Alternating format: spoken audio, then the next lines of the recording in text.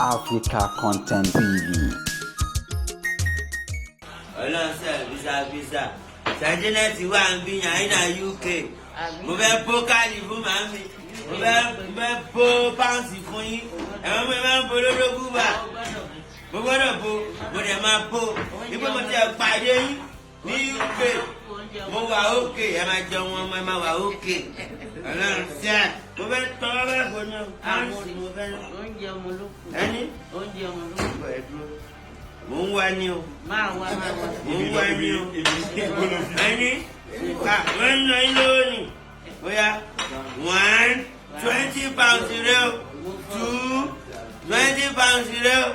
3 20 pounds ní o. 4 20 pounds ní o. 5 mélòó ní yẹn?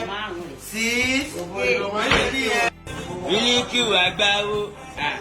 Ẹjọ́ mo bọ́ lọ́wọ́ bẹ̀yìn, ẹ bá dá yìí jù mo bọ́ lọ́wọ́ bẹ̀yìn. Ẹjọ́ ọmọ yín ni ẹ̀yin náà lẹ́tọ̀, ẹ̀yin náà lẹ́ máa tọ́ dàgbà.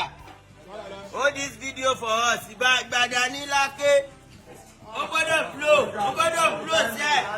Ó gbọ́dọ̀ blow padà. Ọ̀gá mi ẹ̀fà lọ́wọ́ sókè mo bọ́ lọ́wọ́ bẹ̀yìn. Ẹjọ́. Mílíkì òun ni dáàdi wa ní UK. Kágbé òní sálọ mọ́. Ọ̀gá mi náà ẹ fi sà ẹ ẹsẹ̀ ẹja mọ́ tọ́. Ó wọ́n sá ọ̀gá mi bọ́ lọ́wọ́ bẹ̀yìn ẹjọ́. Mílíkì sísí wá. Ìwọ náà sọ́gbó máa sọ